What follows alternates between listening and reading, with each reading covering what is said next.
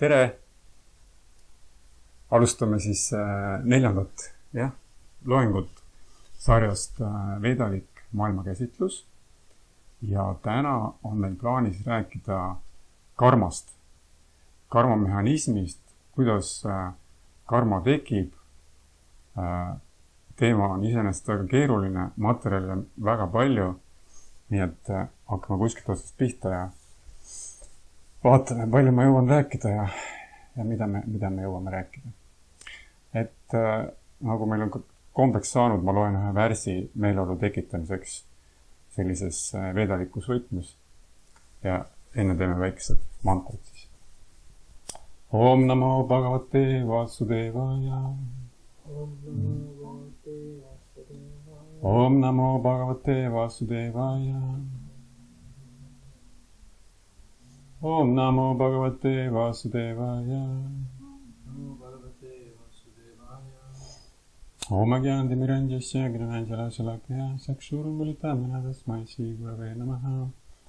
Ma sündisin sügavamast teadmatusest, kuid minu vaimne õpetaja avas minu silmad teadmiste tõrviku valgusega. Ma kumardan sügavas austust tema lootusjälgede ees. Namo Vishnu Padaya Krishna Krishna Vodale Shmata Bhakti Vedanta Svamitana Namaste Sarasvati Gaurvani Krishna Nirvise Sundari Vishnu.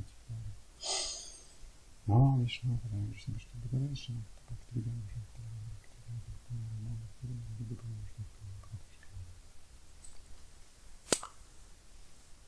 Vedades on öeldud, et enne rääkimist, enne tegutsemist, enne söömist me peaksime palvetama ja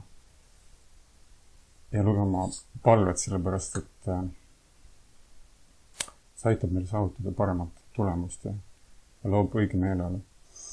Ma loen sissejuhatuseks ühe värsi täna Srimad Bhagavatamist, mis siis on karma kohta. Ma leidsin ühe väga hea värsi ja sanskriti keeles see värs kõlab niimoodi. Iseenesest on see värs 3. Srimad Bhagavatama laulust, 5. peatükk ja 2. värs.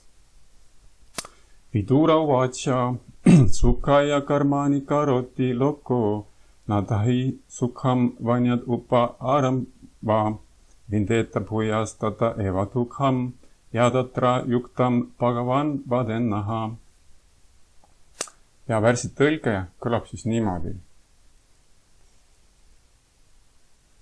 Vidura ütles, O suur pühak, igaüks siin maailmas on hõivatud karmaliste tegevustega, lootes saavutada õnne, aga mitte keegi ei suuda rahulduda ega saada leevendust oma kannatustele.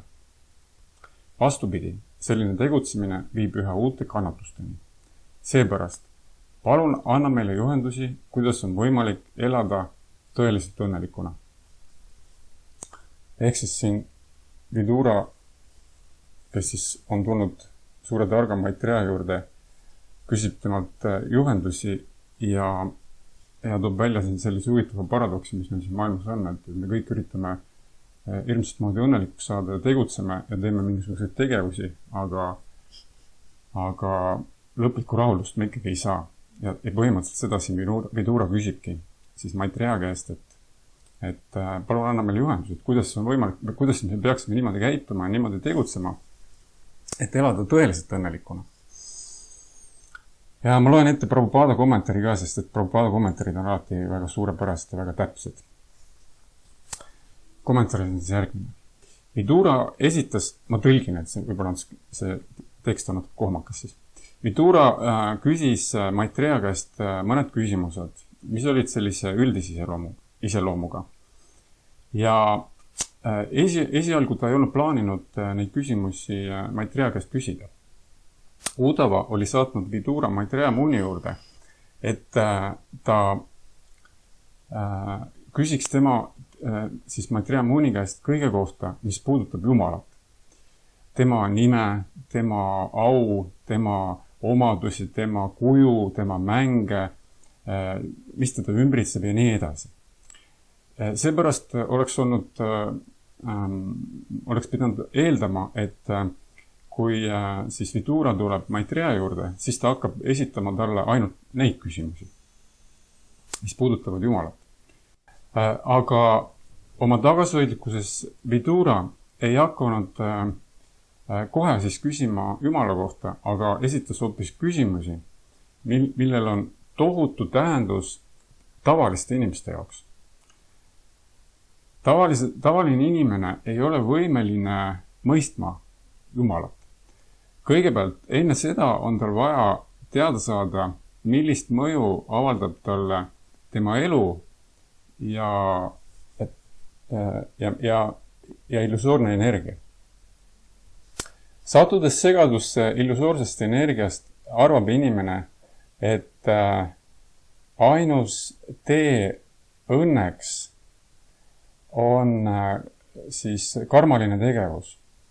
Aga sooritades seda, ta tegelikult hoopis üha rohkem ja rohkem siis mässib ennast sellesse võrku ja tagajärgedesse. Ja kõige suurem tema elu probleem jääb siis lahendamata. Nagu öeldakse ühes laulus, unustasin õnnest ja ehitasin endale maja, aga kõik mu plaanid lendasid vastu taevast, sellepärast et see maja põles maha tulekahjus. Sellised on looduse seadused.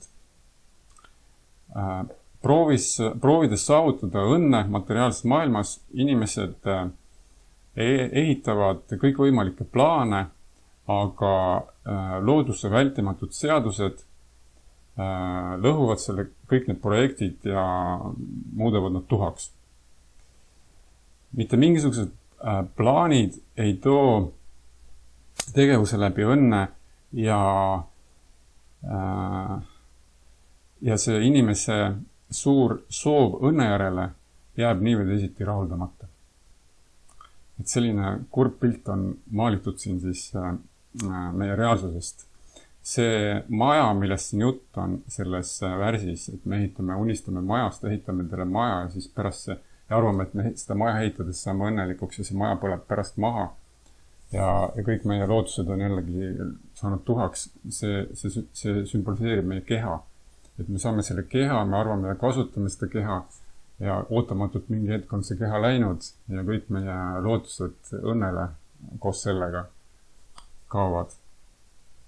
Ja siin Prabhupada toob välja väga olulise momendi, et selleks, et üldse vaimsel teel ja üldse hakata siis lahendusi leidma, tuleb kõigepealt endal selgeks teha just see, millest me oleme siin algusest peale rääkinud. Ehk siis see materiaalse maailma tegelik reaalsus, kuidas ta on tegelikult üles ehitatud ja miks siin need probleemid tekivad. Et nii kaua, kui inimene sellest süsteemist aru ei saa ja seda vastu ei võta, seda ideed, et siin maailmas ei ole võimalik õnnelik saada materiaalsete vahendite abil. Nii kaua inimene jääb sellesse samasse rattasse kogu aeg keerlema. Ta üha uuesti püüab leida õnne ja satub täpselt samasuguste probleemide otsa. Sellepärast on vaja mõista seda mehhanismi ja kui seda alguses mitte õigesti mõista, näiteks inimesed lähevad liiga kiiresti, võtavad vastu seal mingisuguseid vaimseid teid või isegi avastavad enda üks Jumala, siis väga kiiresti inimesed pettuvad selles kõiges. Just nimelt sellepärast, et nad ei ole endal selgeks teinud neid mehhanisme siin materiaalses maailmas ja nad tegelikult võtavad selle sama Jumala kontseptsiooni ja hakkavad teda siis ekspluateerima põhimõtteliselt täpselt samamoodi, nagu nad on harjunud suhtuma materiaalsetesse vahenditesse, siis ehk teisisõnu nad võtavad endale lihtsalt ühe võimaluse nautida juurde. Ja loomulikult varem hiljem inimene pettub, sellepärast et probleemid jäävad alles, sõjad jäävad alles, tülid jäävad alles, probleemid, surm jääb alles, haigust jäävad alles, kõik jääb alles. Ja kui inimene ei saa aru, milleks tuleb võtta kõrgemaid väärtusi ja kuidas see materiaalne maailm funktsioneerib, siis ta lihtsalt pettub ja ta ühel päeval lihtsalt loobub sellest. Nii et ilma teadmisteta kuskilt Prabhupada ütleb väga ilusasti, religiooni ilma siis filosoofiata ehk teisisõnu ilma teadmisteta on lihtsalt sentimentalism või fanatism. Ehk siis see tähendab seda, et inimene võtab vastu midagi väga sentimentaalselt, väga kergelt ja mingi usk tal tekib millessegi, aga see usk on hästi siukene õrnakene rajatud sisuliselt mitte millelegi, et ta on lihtsalt ilma vundamendita usk. Ja esimesel võimalusel, kui keegi tuleb, pakub mingit teist varianti, see puruneb, et see on selline sentimentalistlik. Või siis fanatism, mis on praegu maailmas väga levinud. Lihtsalt inimesed aru saamata, miks nad tegelikult mingeid asju teevad, panevad pomme, sõidavad lennukitega, püvelõhkutesse ja nii edasi. Et see on täpselt sama asi, ehk siis, et religioon ei põhine õigetel teadmistel. Sellepärast selle Prabhupada seda siin väga rõhutab. Niisiis, kui me tegutseme siin maailmas, siis selle tegutsemise tagajärjena tekib karma. Ja me peaksime aru saama, miks Jumal selle maailma siis lõi. See on hästi oluline selleks, et üldse edasi minna. See maailm ei ole loodud siis veedade järgi meile nautimiseks. Et siin on teatud piirini on võimalik nautida, teatud naudinguid saada.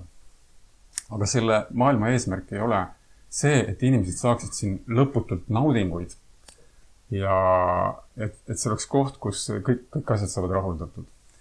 Et see maailm on tegelikult tehtud veedade järgi selleks, et inimesed siin pettuksid. Et teisisõnu, varem või hiljem inimene liikudes ringi siin selles maailmas, varem või hiljem ta jõuab tupikusse. Ta saab aru, et midagi on valesti. Et vaatamata oma suurtele jõupingutustele, suurtele pangaarvetele ja nii edasi, ikkagi on midagi on puudu. Et see on nagu see üks moment, kuidas see maailm on ehitatud ja see on mõistlik see teadmine vastu võtta, sellepärast, et otsida seda õnne pidevalt väljaspoolt, see on niisugune lõputu kadalip, kus me ei leia tegelikult õnne. Ja vedad räägivad maailmast kui vanglast. Vanglast, millel ei ole tegelikult trille. Et see on niisugune huvitav vangla. Et me oleme siin vanglas, aga me võiksime siit nii-öelda pääseda välja. Aga inimesed ei taha. Sellepärast nad usuvad siiralt, et selles vanglas on võimalik õnnelikuks saada. Et see on see, kuidas see maailm toimub. Ja miks, me eelmine kord rääkisime, et miks inimene arvab seda, et siin on võimalik õnnelikuks saada. Just nimelt selle illusiooni pärast, mis siis katab inimese ära. Ja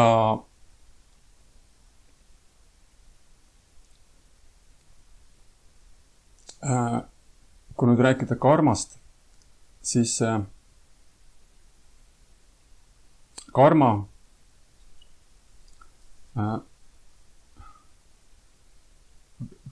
alusprintsiibiks on valikuvabadus. Et see on elus olendil on see valikuvabadus siin maailmas.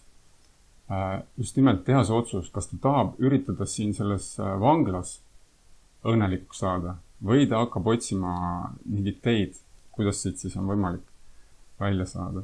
Muuseas, eelmine kord meil tekkis siin küsimus nende kuunadega, et võt see metsa tulekahju moment ei saanud nagu hästi selgeks. Et ma mõtlesin pärast järgi, et miks see küsimus tekkis ja ma vist sain aru, et see põhjus oli selles, et ma ei teinud piisavalt hästi selgeks ilmselt seda, et need 3 looduse kuunad, ehk siis nendest siis see kõrgem vooruskuuna, see ei ole meie eesmärk. Ehk meie eesmärk on tõusta nendest kuunadest kõrgemale. Et kui me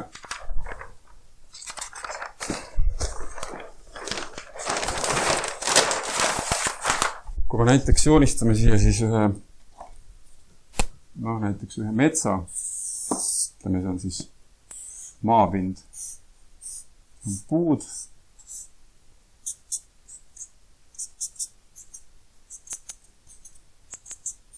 siis need puud on nagu need looduse kuunad. Ja meie siis käime siin puude vahel, ajame oma asju, sellised pisikesed. Ja me oleme need kuunad nagu juhivad meid, me oleme sõltuvad sellest metsa tingimusest. Ja olles nagu need kuunad on kui nöör, teine kuuna tähendus on nöör. Ja olles nende kuunadega seotud, me oleme pidevalt selles materiaalse maailma rattas. Ja eesmärk ei ole meil mitte vooruse kuuna, mitte üks ilus puu ega üks ilus tasand sellest metsast, vaid meie eesmärk on see, et tõusta siit kõrgemale. Et tõusta nendest kuunade kohale. Vot see on see, mida veedad õpetavad. Ja selleks, et sellest kuunadest välja saada, meil on vaja nad põlema panna. Meil on see mets vaja põlema panna ja selle metsa me paneme põlema nende samade puude enda abil. Me võtame ja hõõrume neid puid oma vahel, nii et see mets läheb põlema, ta põleb maha, meie võtame nii kaua vaimselt õpetajalt varjupaiga ja kui mets on maha põlenud, siis me olemegi tast kõrgemale tõusnud. See oli see ilmselt see mõte, mida ma ei suutnud selgeks teha. Et samamoodi, kui selle elusolendil on olemas see valikuvabadus siin maailmas, siis ta saab täpselt alati otsustada põhimõtteliselt kahe asja vahel. Kas ta tahab siin selles metsas ringi käia, seeni korjata, marju korjata ja otsida seda õnne. Või ta on valmis selle asja nagu maha põletama ja tõusma sellest kõrgemale. Leidsin ühe värsi veel Šimad Bhagavata, mis on selle sama valikuvabaduse kohta. Ma räägin seda sellepärast, et see on karma mõistmiseks on niisugune väga oluline moment. Et karma alusprintsiip on valikuvabadus. Ma üritan seda lahti selgitada. See on Šimad Bhagavata 11. laulust, kolmas peatükk, 3. värs. Shri Antariksha ütles, O võimas kuningas, aktiveerides materiaalsed elemendid, lõi kogu loome algne hing elusolendid nii kõrgemates kui madalamates eluvormides nii, et tingimustest sõltuvad hinged saavad vastavalt oma soovidele kas 2 varianti siis. Rahuldada oma meeli või tegeleda tegevusega, mis viib lõpliku vabanemiseni. Et elusolendil on kogu aeg olemas valikuvabadus. Et ta põhimõtteliselt iga hetk saab valida, siis kumma tee ta valib. Kas selles metsas ringi tuterdamise või siis hakata sooritama tegevusi, mis viivad elusolendi vabanemiseni sellest materiaalsetest sidemetest. Ja siin ongi see võtmemoment on just nimelt see karmaline tegevus, sellepärast, et kui me tegutseme niimoodi, et me pidevalt tekitame endale seda karmat kogu aeg juurde, siis me üha rohkem seome ennast selle maailmaga. Ehk teisisõnu, meil on vaja leida siis mingisugune moodus tegutsemiseks niimoodi, et seda karmat enam juurde ei teki. Et seda me hakkame täna otsima. Ja teine küsimus on muidugi see, et meil on ju mingi kogus karmat on juba kogunenud, et kas sellest on siis võimalik vabaneda, kas sellest on võimalik puhastada ja nii edasi. Võt sellised küsimused. Et karma on see, mis meid siin seob. Karma on siis teatud mõttes, ta on selliste mälestuste, muljete kogum, soovide kogum, mis on siis nii-öelda ladustunud meie peenkehas siis, chitas. Mitte ainult meie peenkehas, vaid ka siis makrochitas, mis on siis chita nagu suurem vorm. Ehk ühesõnaga see informatsioon, meie see soovide informatsioon on olemas. Ja see käib meie kogu aeg kaasas. Need muljed, mis me oleme saanud, nad peavad mingi hetk siis hakkama küpsema ja välja tulema. Et see on loodusseadus. Ehk teisisõnu, see, mis toimub praegu, see on eilse tulemus. Ja see, mis toimub homme, see on praeguse tulemus. Kui me pistame näpu tulle, siis ütleme niimoodi, et see on eile, ja kui me selle tulle pistame, siis me põletame näpu ära. See on karma. Vot see ongi karma. See on loodusseadus. Lihtsalt nii on. Ja karmaga on täpselt samamoodi. Kui me teeme mingi teo, saame mingisuguse tugeva emotsiooni, mulje, jälje, siis see jääb meil karmakujuna sisse. Ja selle karma, selle muljete kogumi võtab inimene siis oma peenkehaga, hingena võtab endaga kaasa. Et kui ta kehastub järgmises kehas, siis ta on kõik see eelmise elu karma kaasas nii-öelda. Eelmise elu soovid.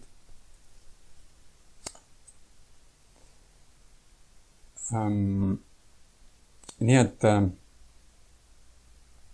põhimõtteliselt kõik algab siis küsimustest. Et me ei hakka uurima ja otsima teist moodust käitumiseks enne, kui me ei küsi. Et kas tõesti see mets on see koht, kus ma peaksin ringi käima. Niisiis, nagu siin Värsi kommentaaris oli öeldud, meil tuleks selgeks teha see mehhanism. Ja ma püüan nüüd seda siin siis hakata siin joonistades ja rääkides seda karmamehhanismi selgeks tegema. Selgeks proovimisest aru saada. Ja me võtame appi siis kõik need momendid, millest me siin varem oleme rääkinud juba. Ehk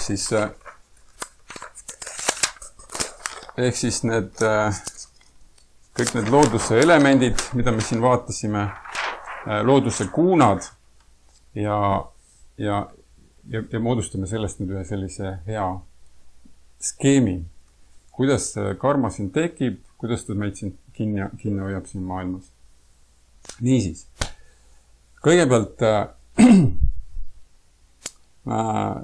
põhjus, miks me siis aru ei saa, et me siin jamas oleme, on siis maaja. See illusioon ja põhimõtteliselt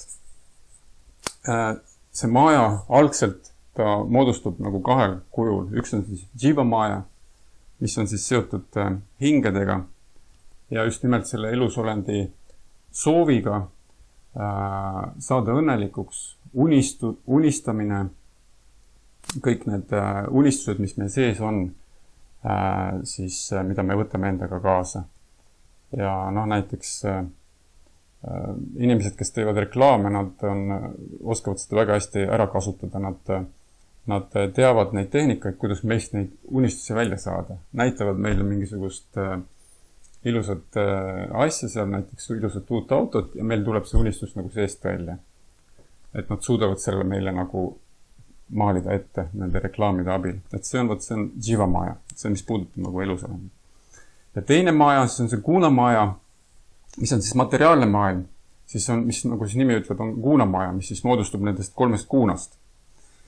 Vot, need 2 sellist illusiooni on vajalikud alguses siis selleks, et see asi pihta hakkaks. Ja kõigepealt on meil olemas siis Jumal, kes heidab lihtsalt oma pilgu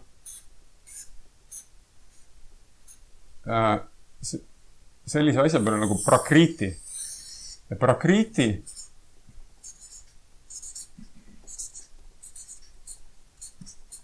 tegelikult ongi juba, see on siis materiaalse maailma alge. Prakritis on 3 looduse kuunat täielikus tasakaalus.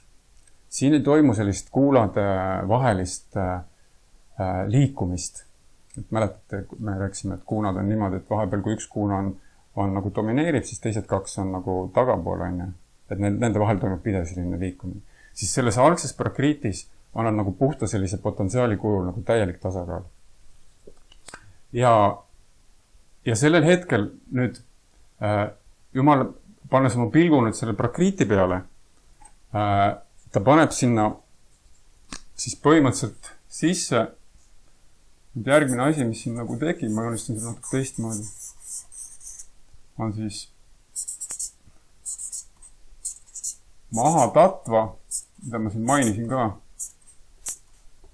ühes loengus, kus siis on juba nüüd olemas elusolendid. Väiksed hingekesed siin. Nad on siis nagu nii-öelda selle algse selle oma karmaga siin ja oma soovidega. Vot, ja need 2 asja nüüd kokku saades, siis see jiva maja ja see guna maja, see on siis see guna maja, millesse siis tulevad need hinged siia sisse. Siis tekib selline mahatatva, kus nüüd juba hakkab liikumine. Siin nüüd hakkavad juba kuunad mängima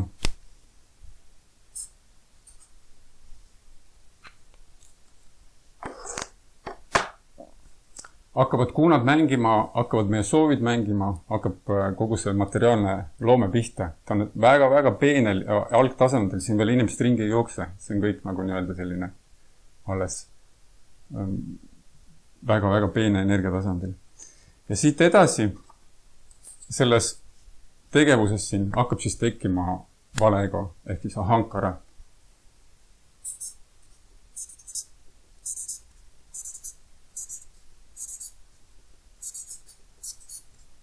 Valeego oli meil seal üks siis 4 meie psüühika eripärast. Niimoodi.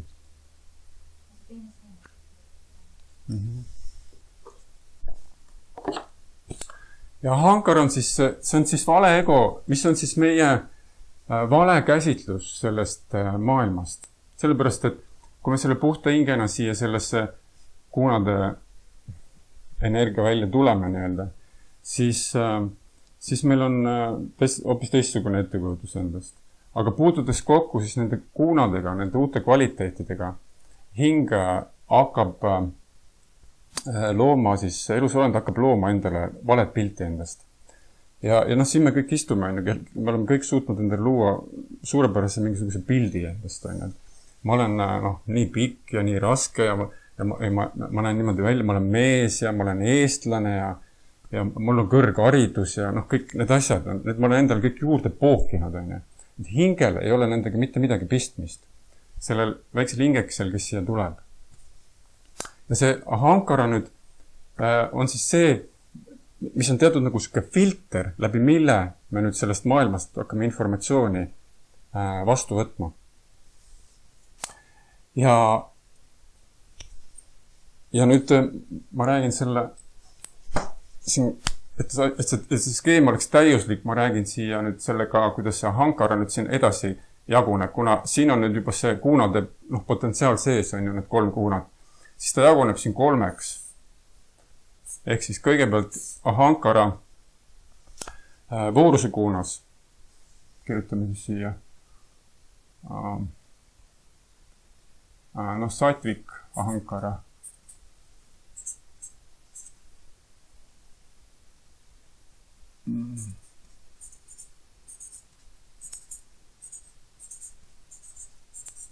Mis on siis, milles tekib tegelikult meie mõistus?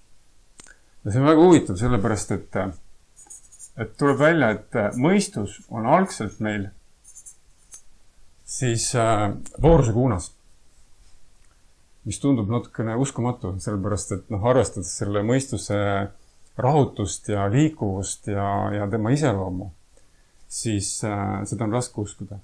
Aga tegelikult see algne mõistus, mis elusolendil on just nimelt vooruse kuunad, on rahulik, selge, hästi stabiilne ja selline võimeline fokusseerima ennast mingisugusele kindlale siis objektile. Et sellepärast algselt on ta vooruse kuunas. Et see mõistus, millega me oleme harjunud, see on juba sealt edasi arenenud. Siis see on siis valeego vooruse kuunas. Ja siin tekib siis 10 pooljumalat, siis, mis on siis meie siis nende meelte pooljumalad, ehk siis haistmine, kuulmine, nägemine, kompimine edasi ja siis need 5 tegutsevad meelt. Mäletate neid, need olid siin skeemil. Ja nüüd valeego selles kirekuunas on siis rajasika kirjutame,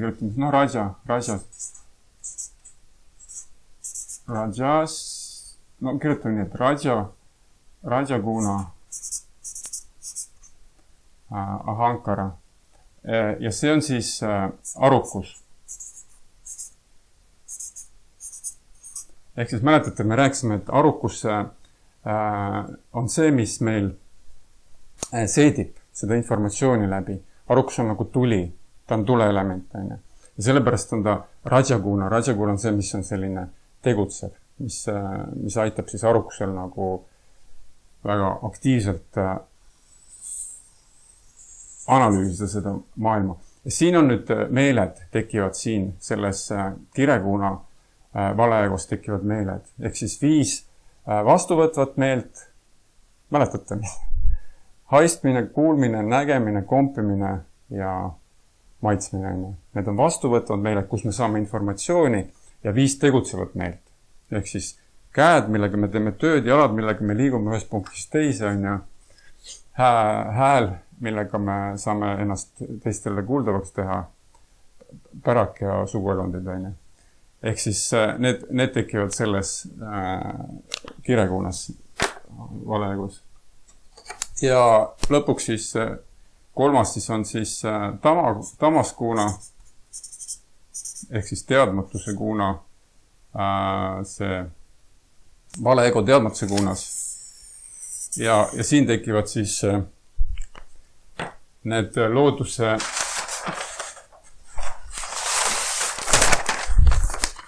viis elementi. Teadmatuse kuunas siis tekivad need pancha maha puutad, need 5 elementi, ehk siis ruum, õhk, tuli, vesi, maa. See kõik, millest see materiaalne maailm koosneb. See on kõik teadmatuse kuuna kvaliteediga. Ja siin tekib ka siis 5 meelteobjekti. Ehk siis heli, puudutus, kuju, maitse, lõhn. Vot need tekivad siis, need on siis nagu teadmatuse kuuna valeego siis omadustega. Siis meeled, 5 vastuvõtvat meelt ja 5 tegutsevat meelt. Need on siis kirekuuna. Ja mõistus on meil siis voorused kuunas. Tekib see algselt siis hankares. Valeego on meil siin, on ju. Ja aruks on kirekuuna, on ju.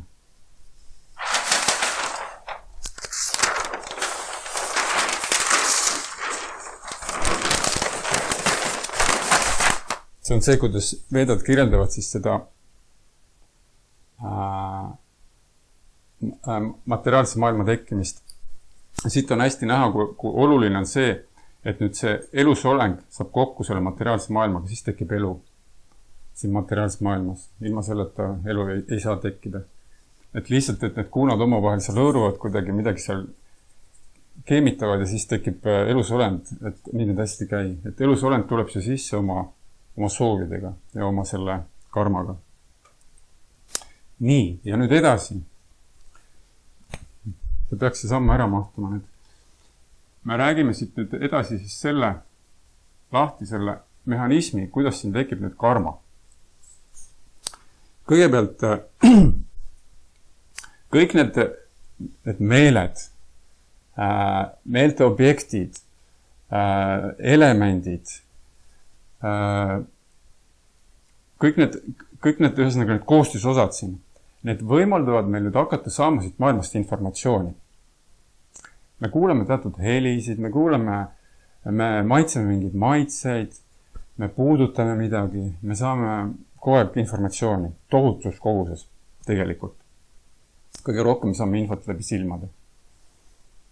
Veedatus on öeldud, silmad on antud meil selleks, et rikkusi saada. Sest et silmad on, kui me vaatame mingi asja peale, siis ma teek kohe soov. Et vahel käid kuskil ringi mingi majade vahel ja vaatad mingit maja, kohe mõistus juba hakkab genereerima, et endal võiks ka siuke olla. Et see on see, kuidas silmad töötavad. Et silmad vaatavad auto, nii, kas mul võiks siuke asi olla? Võiks küll. Silmad töötavad niimoodi. Et silmad saavad hästi palju infot. Ja nüüd see info, siis kirjutame siis niimoodi. See on siis, kirjutame informatsioon siia. See info nüüd tuleb siis kõik siit. Teeme ta siis nagu, võtame siit ta nagu siis niimoodi eraldi. Ütleme, teatud mõttes niimoodi siis. See informatsioon nüüd läheb siit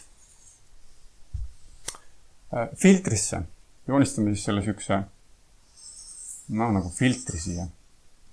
Kas sõel. ja mitte kõik info ei lähe sealt filtrist läbi, vaid filtrist läheb ainult läbi teatud info. Ainult see info, mida meie välja valime, et minu jaoks on see oluline.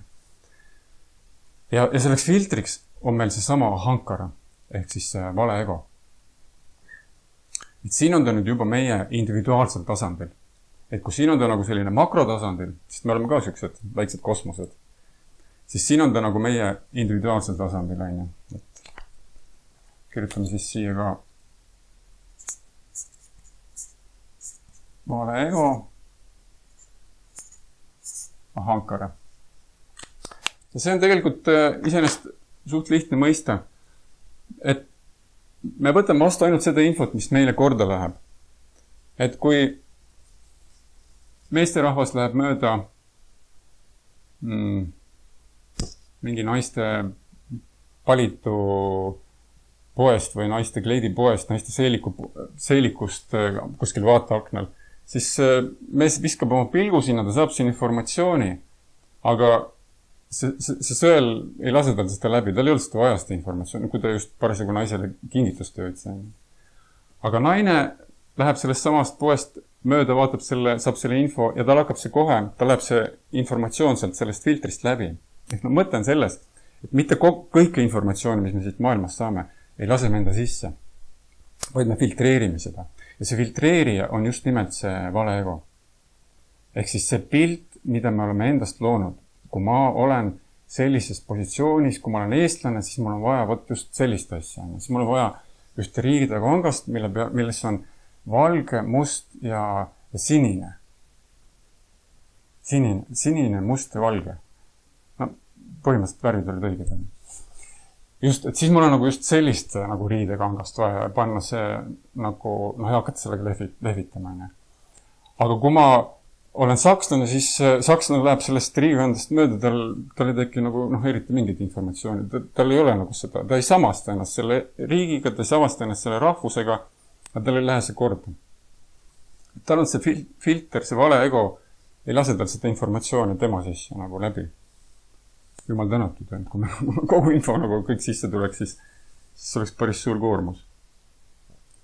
Ja nüüd edasi siis see vale ego sõelub nüüd välja siis selle, mida me vastu võtame ja mida me vastu ei võta.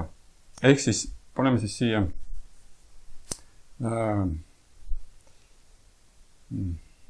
panemegi vastu aktsepteeritav või paneme sobiv. Paneme sobiv. Sobiv info. See on siis see, mis siit filtrist nüüd juba on läbi läinud. Et selle me võtame vastu ja hakkame sellega nüüd edasi töötama. Ja siit läheb ta nüüd põhimõtteliselt kahte kohta. Et üks asi, see informatsioon läheb meil kohe automaatselt Chitasse. Mäletate, mis on Chita? Chita on see alateadus, siis üks neljast siis meie psüühika koostisosast. Ja Chita on siis selline, ma kirjutan siia siis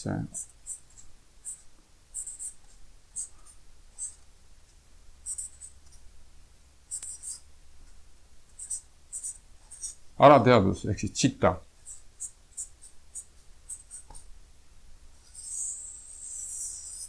Ja alateadus on nüüd siis selline ladu, kus meil on siis igasugust informatsiooni, igasugust muljed, läbielamist siis selline andmebaas. Ja neid nimetatakse samskaradeks, sanskriti keeles on siis need muljed, mis on sinna salvestatud, need samskarad. Ja neid siin hoitakse ja vastavalt vajadusele siis neid tuuakse meil vahel välja, aga üldiselt nad on seal suhteliselt, paljud on nagu suhteliselt peidetud kujul, et palju informatsiooni meil siit üldse välja ei tulegi ajaga.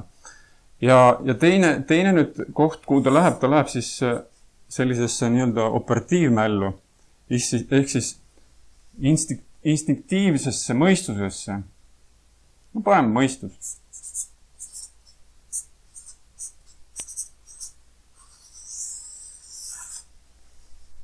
ehk siis see on selles mõttes oluline moment, et mõistusesse jõuab ainult see info, mis on põhimõtteliselt läbi filtreeritud meie valest egost ja mis on siis nagu vastu võetud. Et mõistus päris igat informatsiooni ei hakka nii-öelda jahuma. Et see, kui juba mõistuses mingisugune mõte liigub, see on juba nii-öelda vale ego filtrist läbi käinud. Kas on vajalik meile või ei ole vajalik? Ja mõistus saab siit lisaks siis infot siit samast chittast. Ehk siis mõistus saab informatsiooni alati nagu kahest allikast. Üks siis meie meeled, kus me siis näeme midagi, kuulame midagi, saame väljaspoolt infot, keegi räägib meile midagi, karjub meie peale, mida iganes on.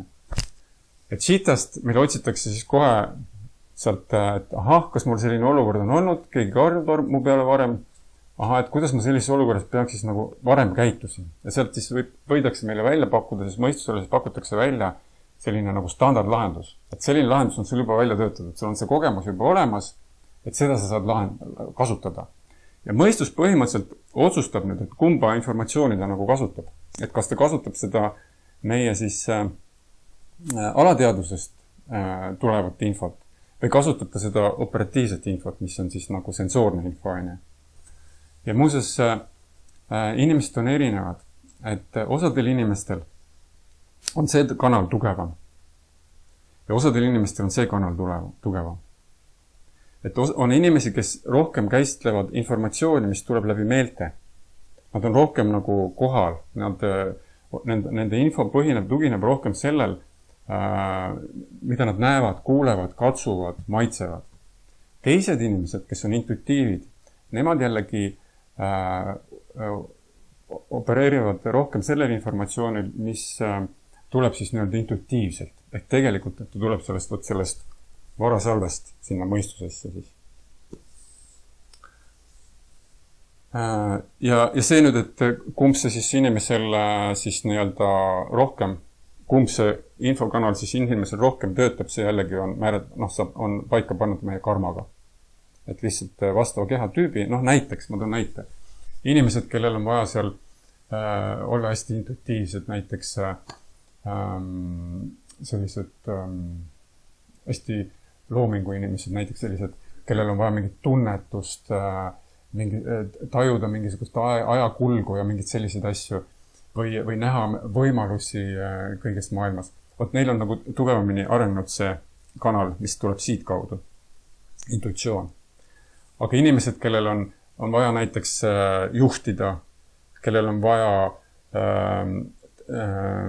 mingit positsiooni, kellel on vaja näiteks kokad, kellel on vaja tunda maitseid, mingid helisid, kes kasutavad rohkem meeli. Nendel on rohkem jällegi see kanal. Aga loomulikult ei ole sellist varianti, et on nagu puhtalt, et on nagu miksitud. Lihtsalt ühtedel inimestel on rohkem see kanal, teistel on rohkem see. See on lihtsalt nagu lisakommentaari siia juurde. Ja nüüd mõistuses käib siis selle informatsiooni analüüs. Ja mõistus põhimõtteliselt töötab nagu me teame kvantsüsteemis. Et mõistus kas siis nagu ta aktsepteerib seda või aktsepteeri. Kui mõistus ütleb, et ei, sellega ei ole midagi teha, siis ta põhimõtteliselt edasi siit ei lähe. Aga kui mõistus ütleb, et jaa, see on oluline, et me sellele pöörame tähelepanu, siis ta läheb edasi.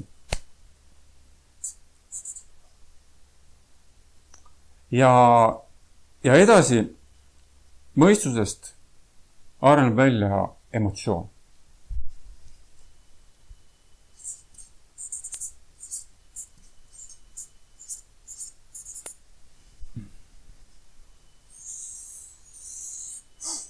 Ja emotsioon on juba energia. Emotsioon on eeldus selleks, et inimene hakkab tegutsema.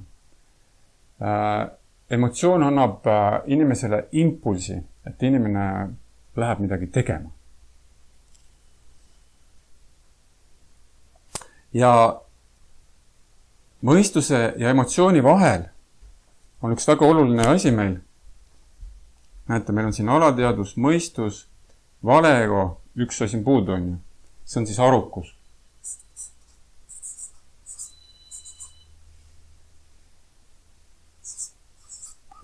Ja arukus asub sellises väga strateegilises kohas.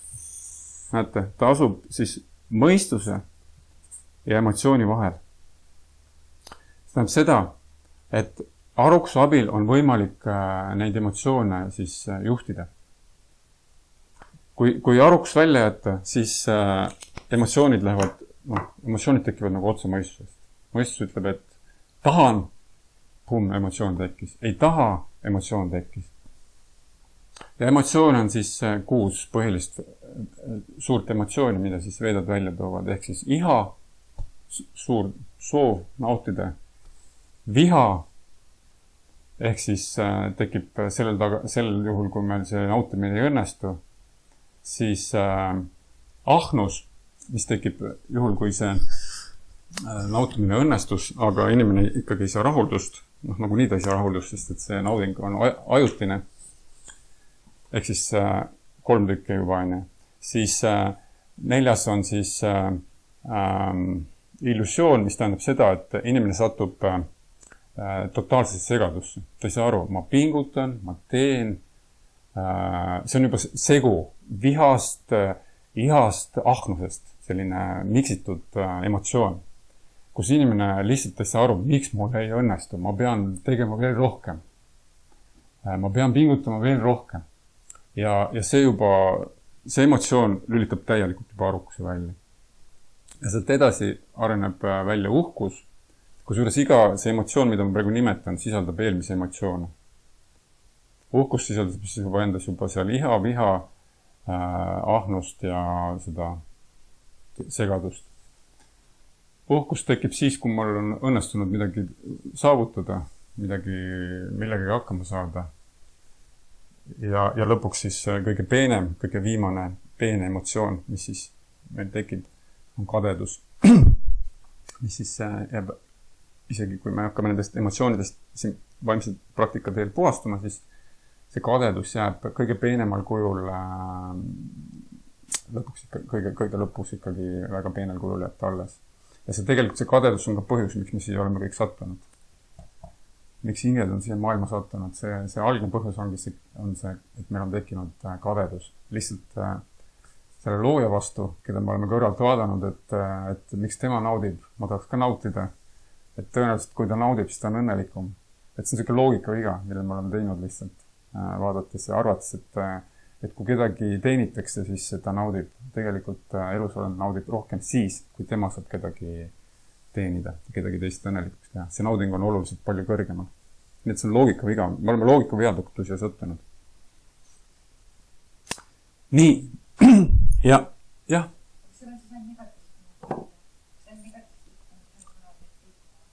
Ei. Kõik emotsioon, kogu skaala. Rõõm, kurbus, kõik, mida me oskame nimetada. See on kõik kogu see skaala. Need 6 tuuakse sellepärast välja, et need on need, mis on negatiivsed, mis tekitavad meis probleeme. Kõik emotsioonid tekitavad, materiaalsed emotsioonid tekitavad probleeme. Ja emotsioon viib siis tegutsemiseni, mis on siis lõpuks ongi tegu. Tegutsemine, paneme see tegu.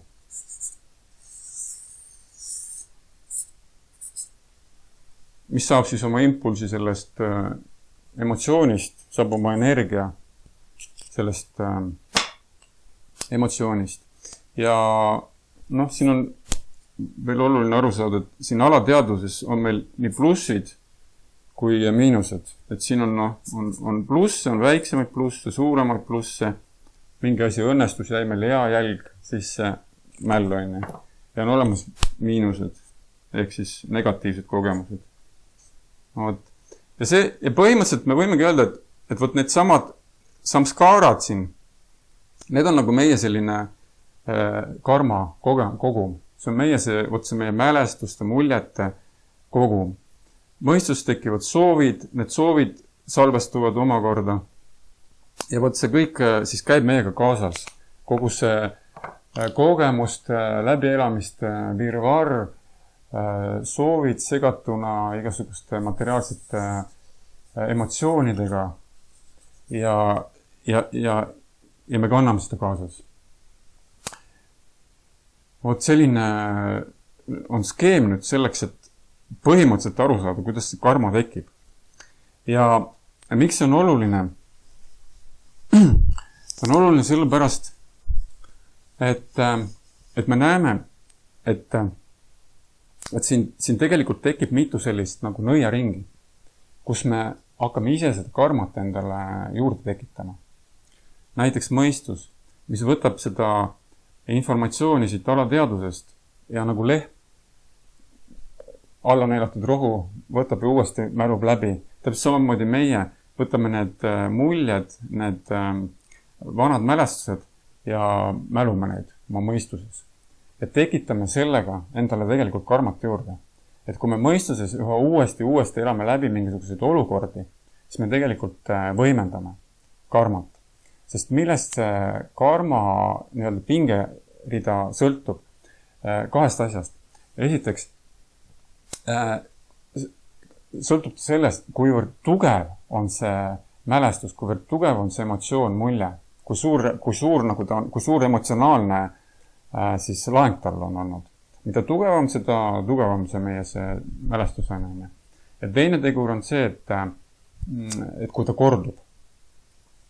Et näiteks vesi võib tilkuda kuskile kivi peale, kui ta väga kaua tilgub, siis sinna kivisse tuleb auke samamoodi. Kui me saame mingisugust ühte sama nii-öelda äritajat kogu aeg järjest, isegi kui ta on nõrk, siis ta lõpuks salvestub meil sellist tugeva samskaarana. Ja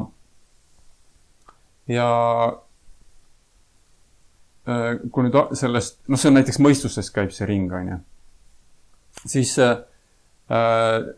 vale ego samamoodi, et kui meil on vale ego on nii-öelda väga valesti formuleerunud, on ju, me peame ennast sellest kehaks, me peame ennast kõigeks selleks, mis me tegelikult hingena ei ole, siis me lihtsalt laseme siia kogu aeg läbi filtri sellist informatsiooni, mis meil salvestub siia ebavajaliku karmana, mida me siis siin jällegi jahume, on ju.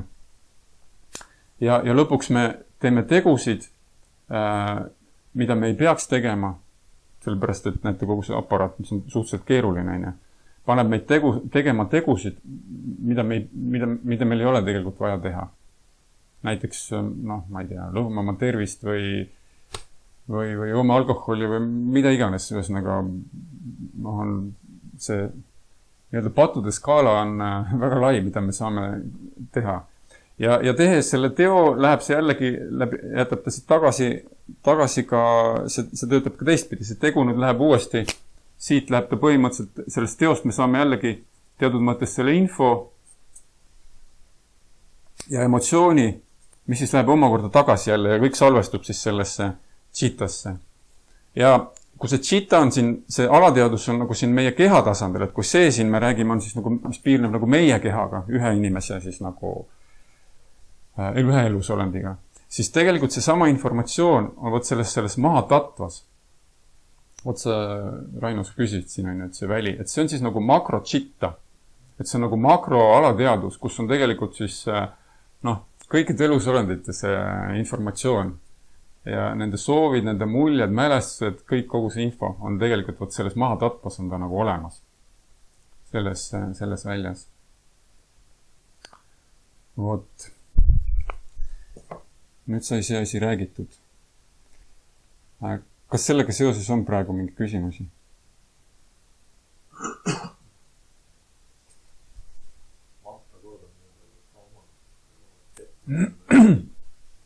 Jaa.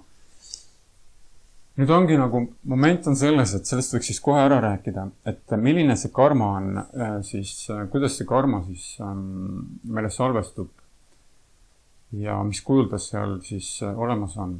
Põhimõtteliselt on olemas karmat kahel kujul. On prarabdha karma ja abrarabdha karma. Ehk siis abrarabdha tähendab seda, et see karma ei ole avaldunud. Ta on siin olemas, lihtsalt informatsiooni kujul. Ja näiteks selle mantra kordamise tehnika siis ongi just selles, et me kordame, teisisõnu me mälume nüüd uut asja. ja üha korrates kogu aeg järjest ja mõeldes kogu aeg ühest samast asjast, me hakkame üle kirjutama oma seda vana karmat. Et meil on nagu, on mingisugune informatsioon olemas praegu, aga me kirjutame selle üle. Ja nüüd on nagu oluline on just see, et on olemas abrarabta, mis siis on avaldamata karma, mis on siis nii-öelda seemne kujul. Põhimõtteliselt sellega on võimalik tegeleda. Aga on olemas prarabta karma, mis siis on juba avaldunud, ehk siis seemnest on juba võrsunud väikene juba idu. Ja sellega ei ole mitte midagi muud teha, kui vastu võtta. Ehk kui see seeme on nii-öelda impulsi saanud kasvamiseks, siis on meil 2 varianti. Me võtame ta vastu ja mõtleme, et oleks võinud minna hullemini või võtame vastu ja mõtleme, et ma ei teeninud seda ära, et ma ei olnud seda väärt, kui oli hea karma. Sest et kui ma võtan hea karma vastu ja mõtlen, et hästi panin, siis kohe ma tekitan nagu karmat juurde. Või et kui me võtame näiteks karmat vastu ja süüdistame kõike ümberringi, et näiteks meil juhtub midagi elus, keegi tuleb, ütleb meile halvasti, ja me hakkame kohe seda inimest süüdistama. Loogiline, et tema ju tuli ütles mulle halvasti. Tema on ju süüdi selles. Aru saamata, et see on meie karma. Tema oli postiljon, kes meile tõi selle karma ja ma pean talle tänulik olema. Sellepärast mul on võimalus sellega tegeleda. Mul on võimalik see karma läbi töötada ja kõrvale panna. Et tegelikult see, mida me siin peaksime tegema, ongi siis selle oma eelmiste tegude nagu läbi töötamine. Et see on nagu selle õige tegutsemise mõte, et punkt 1, me võtame vastu selle karma, siis selle prarabta karma, mis siis on juba tegevuses, ja millel siis juba tulemused juba tulevad ja võtame seda vastu õigesti. Ja teine siis on see, et me ei kirjuta seda karmat endale juurde. Et me hakkame õigesti tegutsema, me hakkame õigesti kasutama oma arukust, me formuleerime õigesti oma vale ego, me kasutame õigesti oma emotsioone ja me hakkame endale siis, me saame ühesõnaga elada niimoodi, et me endale seda karmat juurde ei tekita. Et Veedad selgitavad, et selline võimalus on siis olemas meil. Et praegu me nagu valdavalt kõik inimesed, nad tegelikult läbi oma tegevuste, nad tekitavad endale kogu aeg seda karmat juurde. Ja see karma üha rohkem ja rohkem hoiab inimesi selles rattas, sest need soovid, nad tulevad kogu aeg välja. Lülitavad jälle siit selle need skeemid sisse, alateadvusest tuleb jällegi see impulss, emotsioonid lülitavad sisse ja inimesed on kogu aeg selles ühes samas rattas. Ehk siis selles metsas seal käime ringi. Ja lihtsalt, et oleks asi korrektne, siis abrarabta karma, mis on siis avaldamata karma, jaguneb ka 3. On siis on kutamšta, mis on siis nagu soovikujul, ta on puhtalt ainult soovikujul. Vahel, ma ei tea, vahel on niimoodi, et käid kuskil ringi ja järsku mingi täiesti loll mõte tuleb pähe. Näiteks, ma toon mingi näite, käid poes, vaatad mingi riiulis kaup ja mõtled, pistaks tasku. Lihtsalt, kust tuli, uskumatu, lapsena viimati pätsasid kuskilt midagi. Elan mitukümmend aastat ära ja tuleb mingisugune mõte, kust kohast tuli nagu. Ja võt, see ongi karma. See ongi see, et ta on seal olemas kuskil ja sul vahepeal plaks visatakse sulle ette, et näe, kuule, et tegele. Ja võtta nüüd, kui me seda ära ei jaga, kui ma tegelikult võtan selle asja, kui ma nüüd teen selle teo, kõigepealt on soovikujul. Nüüd see soov tuleb välja, siis ta on nagu, siis see teine faas on see nagu bija, on siis nagu seeme tekib. Ja 3. on siis põhimõtteliselt see, et kui ma olen nagu juba otsustanud, et ilmselt ma võiksin selle asja nagu taskusse pista, siis see on palan hukha, ehk siis küpse näokujul, mukha on nägu, sanskriiti keeles. Ta on siis nagu, ta on peaaegu küps. Sellise 3 staadiumit on toodud välja siis sellel abrarabta karmal, ehk siis avaldamata karmal. Ja nüüd see põhimõtteliselt see krõks käib ära siis, kui me selle teo teeme nagu. et siis sellel hetkel saab temast siis avaldunud karma, ehk siis prarabdha karma ja nüüd on lihtsalt aja küsimus, millal siis see reaktsioon tuleb. Ta võib tulla kohe, kui ta mida kiirem tuleb, seda parem. Võib tulla vabalt mitme päeva pärast, võib tulla aasta pärast, võib tulla 5 aasta pärast, võib tulla ka järgmises elus. Et selles mõttes, aga see, et me selle näppu sinna tulla pistsime ja põletada saame, see on loodusseadus. Me selle reaktsiooni me saame nii või teisiti. Noh, varas ta tõesti võtab selle asja, paneb lõpuks taskusse. Võib-olla ta võetakse kohe kinni. Võib-olla ta võetakse pärast videokaamera salvestuse vaatamist, isiku kindlaks tegemist kinni. Võib-olla ta see elus ta ei jäägi sellega vahele. Aga ta saab oma reaktsiooni sellele asjale, ta saab nii või teisiti. See on loodusseadus. See on nagu karma. Jaa. Sellest ma ei ole veel rääkinudki. Niisiis,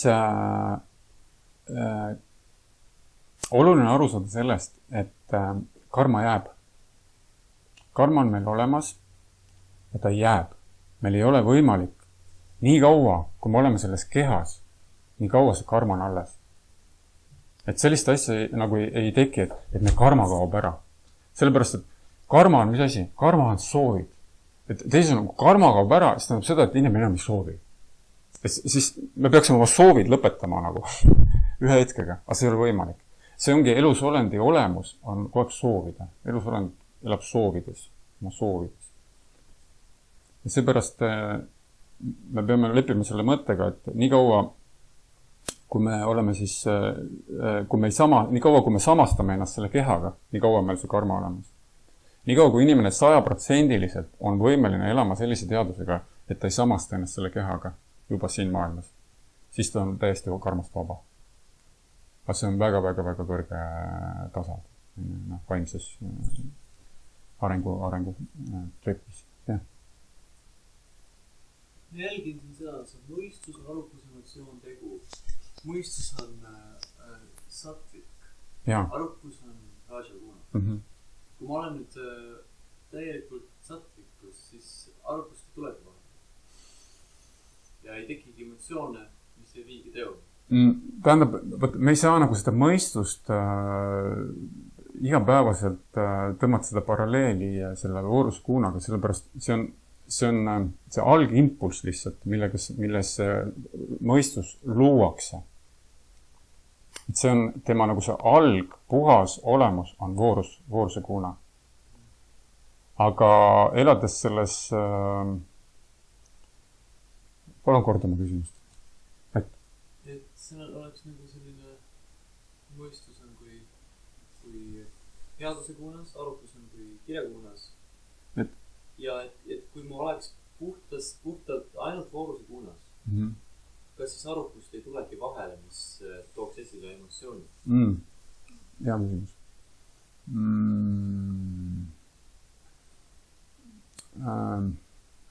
On olemas 2 vooruse kuunat, millest me räägime. On olemas sattva ja on olemas shuddha-sattva. Shuddha-sattva on selline vooruse kuuna, kus ei ole tamas ja rajas kuunat kõrval, mis on siis puhas ilma kire ja teadmatuse kuunata. See on see vooruse kuuna, mis on vaimses maailmas. Mis on siis puhas, shuddha, sattva. Ilma kire, ilma loomise ja ilma siis lõhkumiseta. Ja materiaalses maailmas on tegelikult see sama vooruse kuuna. Aga kuna siin on tal kõrval need 12 kuunat, siis ta ei saa siin mitte kunagi selles mõttes olles koos nendega kui ta on nendega koos, siis ta ei saa olla nagu selle nii puhas, 100% puhas. Kuigi veedad ütlevad, et shuddha-sattva on võimalik materiaalses maailmas, aga see tähendaks siis jällegi seda nagu tasandit, kus inimene on siis juba paramahamsa, sisuliselt on tal juba täielikult kehaline kontseptsioon puudub, ta ei samasta ennast oma mõistusega enam. Nii kaua, kui inimene veel samastab ennast oma mõistusega ja mingilgi määral kehaga, siis sellisel juhul me ei saa ikkagi rääkida mõistusest vooruse kuunas. Lihtsalt selline moment, et teoreetiliselt jah, meil ei ole siis enam arukust vaja, Sellepärast, et kui me oleme juba, šuda sattvas, on ju. Saaks tõmmata selle joone, et otse mõistusest teevad? Põhimõtteliselt saaks tõmmata siis joone sisuliselt hingest otse teoni, on ju. Sellepärast, et hinge impulss, algne impulss on ju sama, kattub Jumala omaga, on ju. Ta tegutseb, ta ei pannud seda, mis Jumalale meeldib. Aga siin on palju nagu asju, mida tahab elusolend ise teha, on ju. Võt see on see, mis ma rääkisin, et see on see valikumoment, on ju, et elusolendil on, kas ta tahab meeli nautida või ta tahab hakata tegutsema niimoodi, et tal siin ei teki neid seoseid, ei teki seda karmat, on ju, ei teki neid samskaarasid, valesid, materiaalseid ja nii edasi, on ju. Ja loomulikult arukus on siin nagu väga suur võtmekoht. Sellepärast, et arukuse abil me saame hakata valima. Ja arukus töötab, mäletate, me rääkisime selle, ta töötab vooruse kuunas, et ta on seotud sellega. Et kire ja teadmatuse kuunas sisuliselt arukus ei tee õigeid otsuseid. Et ta alles hakkab tegema vahet, mis on vajalik elusolend ja mis mitte, hakkab ta alles tegema vooruse kuunas.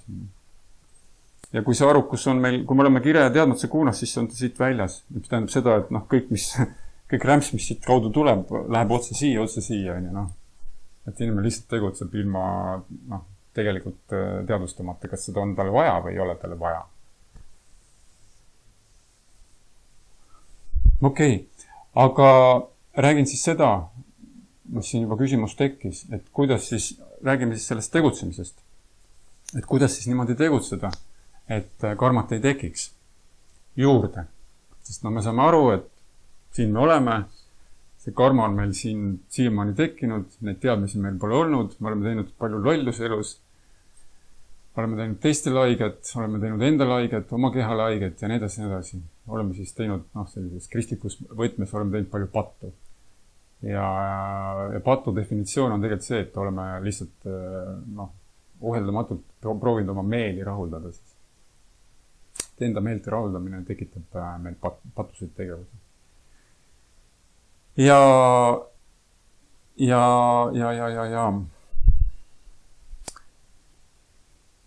vaatame siis seda, et kuidas me saame siis tegutseda niimoodi, et me seda karmat enam juurde ei tekita endale. On olemas siis 3 viisi tegutsemiseks. Üks on siis viikarma, mis ta nimetatakse ka ugrakarma. Mis siis seisneb selles, et me kasutame seda oma vabadust, seda valikuvabadust, millest me siin alguses juttu oli. Me kasutame seda valikuvabadust valesti. Ehk siis kõik sisuliselt valimata vahendid, kuidas oma meeli rahuldada, alkohol, narkootikumid, loomade tapmine, teiste inimeste tapmine, oma isikliku kasu eesmärgil ja nii edasi. Need on suuremad halvad teod. Vot see on viikarma, see on selge. Ugra on raske, selline karm karma. Ja kui me vaatame, siis tänapäeval kõige suuremad rahad raha liigub just nimelt sellistes valdkondades. Alkoholitööstus, lihatööstus, sõjatööstus, kõik relvatööstus, narkootikumid, seal on meeletud summad. Tegelikult maailma selline nagu finantsenergia liigub just nimelt selles viikarma valdkonnas, kus inimkond tekitab endal siis meeletu hooga sükest rasket, halba karmat kohe juurde. Et see on selline maailma reaalsus. Nii et siin on nagu kõik selge. Et selline tegevus seob meid üha rohkem ja rohkem nende probleemidega. Siis on olemas teine võimalus tegutseda, on siis karma. Veidades on teadupärast siis suur osa on see karmakanda, mis moodustab siis seal suurema osa üle 90% veedakirjandusest, kus siis on õpetatud, kuidas tegutseda siis karma võtmes. Ehk siis need on siis tegevused, mis on head toovad. Mis on siis vastavalt pühakirjade ettekirjutustele, Kristuses on 10 käsku, veedades on need käske palju rohkem veel, tegelikult on nad kõik nõuanded. Ja nad on tegelikult selles mõttes inimeste jaoks just elusolendite jaoks kirjutatud, et elusolend hakkab läbi selle juba oma elukvaliteeti parandama. hakkab endale tegema head karmat. Et tal see, need tulemused juba, tal tekib juba selline rahuldatus ja ta meeled saavad nagu üha rohkem ja rohkem rahuldatud. Tekivad head suhted, hea pere, austus vanemate inimeste vastu, laste armastus, laste õige kasvatamine, ilu, kõik sellised asjad, mis hakkavad toimuma. Et see on, aga see on ka karma. Aga see on nagu selline head toov tegevus. Ja see töötab siis, kui me järgime just nimelt pühakirjade juhendusi. Ehk siis piibel, koraan, veedad, sellised teosed. Ja me loeme neid õigesti. Mitte ei tõlgenda neid oma mõistuse läbi, sest seal on kõik kirjas inimkonnal, kuidas inimkond peaks niimoodi käituma, et teha endale head karmat. Aga see on karma. Karma on nii halb kui hea, see on ikkagi karma. Ja see karma hoiab meid siin kinni, siin maailmas, ka hea karma. Et eesmärk ei ole meil tekitada endale head karmat. Et me järgmine sünnime miljonäri peres või väga suurte kehaliste eeldustega ja saame olümpiavõitjaks. See ei ole nagu eesmärk, sest see tekitab probleeme jällegi juurde. See, et me sünnime miljonäri peres, ei lahenda meie probleeme. See, et me tuleme olümpiavõitjaks, ei lahenda meie probleeme. See võib isegi probleeme juurde tekitada. Paljud olümpiavõitjad on hakanud jooma, pärast nende ego on nii suur, et nad ei mahu enam see maailma ära. Nad on oma elud ära rikkunud. Sellised näited on küll ja küll. Nii et see ei ole lahendus. Ja kolmas siis võimalus tegutsemiseks on siis A-karma. Siis A, silp seal Eestis tähendab seda, et see on siis karma vaba. Ehk siis see on selline tegutsemine, millega me siis endaks seda karmat enam juurde ei tekita. Ja selline tegutsemine, selline karma siis vabastab elusolendi sünni ja surma tsüklist, sellest sanskara rattast siis on. Ja see on tegevus, mis siis ei erine enam vaimsest praktikast, mis sisuliselt ongi siis vaimne praktika. Ja see seisneb siis selles, et inimesel peab olema siis juba side nii-öelda kõrgema jõuga, Jumalaga. Ja ainus, mis selles tegutsemises siis vaja, on see, et inimene teeb seda siis nagu teadusega loojale, ehk siis teadus, Jumala teadus, mitte selle tegevuse viljadele.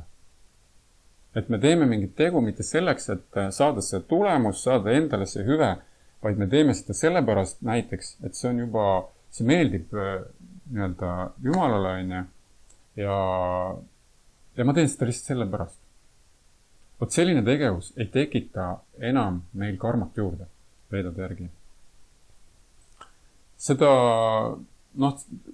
Bhagavad Gitas on neid karmatasandeid seal palju ja me järgmine loeng me räägime nendest erinevatest joogatasanditest. Et inimene võib aktiivselt siin maailmas tegutseda, aga milles on siis nagu võti? Võti on just nimelt selles, millise teadusega me seda tegu teeme. Vot selles on võti. Et väliselt võib see tegu olla nagu üks ja sama. Aga teadus võib olla kardinaalselt erinev. Ja vot, kui me teeme seda õige teadusega, kui me teeme seda nii-öelda nagu Jumalale kõrgema teadusega, siis sellisel juhul me karmat juurde ei tee endale. See on see, mida veedad õpetab. Aga kui me teeme seda enda viljade nautimiseks või oma perele või oma lastele või vanematele või ühiskonnale või riigile, siis me teeme karmat. Me teeme endale karmat lihtsalt juurde kogu aeg. Põhimõte on nagu selles väga lihtne.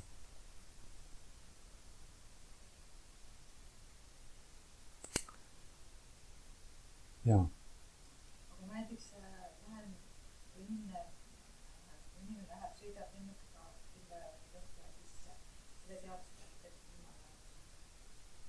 No, tal võib see teadus olla, aga see inimestel on palju erinevaid teadmisi. See on nagu inimeste jumala jaoks, kas on saakarma?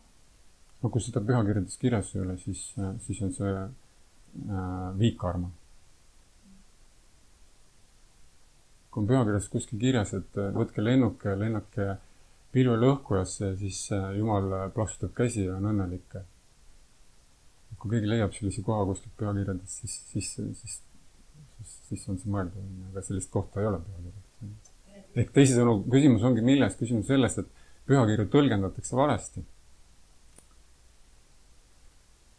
Tõlgendatakse valesti, selles on probleem. Ja ei peeta nendest käskudest kinni. Näiteks, mis on Kristus? Kristus töötab, väga hästi töötab. Jeesus võtab kõik inimeste patud ära. See töötab, toimib. Aga milles on probleem?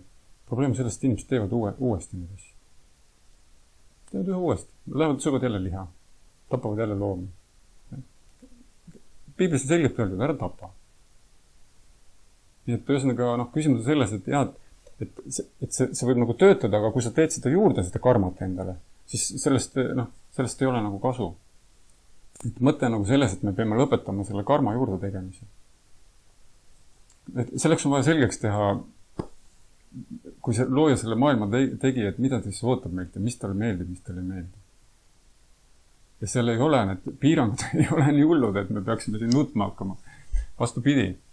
Et selle asja paradoks ongi selles, et kui me hakkame elama nende reeglite järgi, siis tegelikult meie heaolu, meie rõõm, meie õnnetunne, meie rahulolu hakkab suurenema. Vot see ongi see, et see inimene elab selles metsas ja ta loodab siit seda õnne leida ja kuigi neid trelle ei ole sellel vanglal ees, ta ei lähe välja siit. Ta isegi ei vaata sinna välja poole. Hea küll, ma räägin mõne asja veel ära, mis ma siin välja otsisin. Seda informatsiooni muidugi väga palju. Ja siis proovime selle asja kuidagi kokku võtta. Et mis karma kohta on veel palju huvitavat informatsiooni, aga et üks on näiteks, mida võin siin välja tuua, on nagu 3 erinevat sellist tasandit või määratlust. Et on olemas siis, mida karma määrab üldse inimesel elus.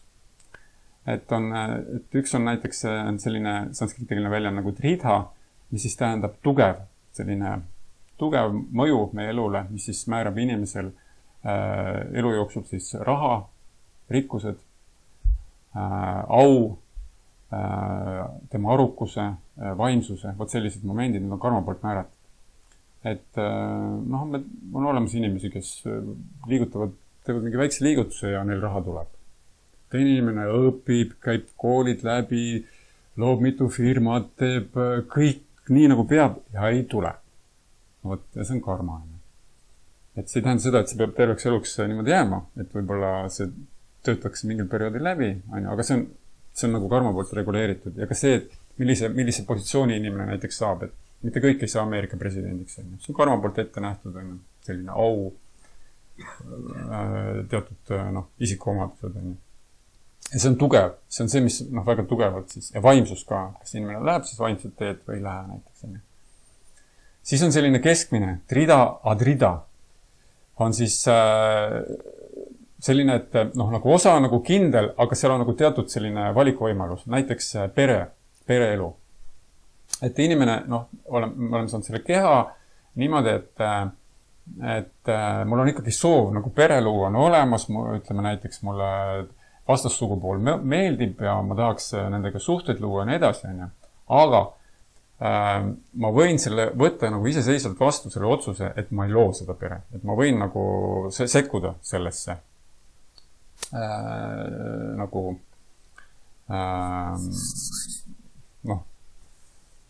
omadusse. Ja tervis näiteks on ka siin all. Et teatud mõttes on see tervis on meil karmaga reguleeritud, aga kui me teeme elus nagu teatud valikuid ainult, siis me saame ju oma tervist muuta. Valime õiged toitumise ja õiged eluviisid ja nii-öelda see karma ongi meil juba nagu pehmemal kujul. Saame ta nagu vastu võtta. Ja siis on adrida, mis siis tähendab nõrk, mis on nagu väga suurte valikuvõimalustega. Et siin on nagu hästi suur valikuvabadus meil, aga ikkagi karma teatud mõttes meid mõjutab. Näiteks toit, mis me sööme, riided, ma ei tea, igapäevased mingid tegevused.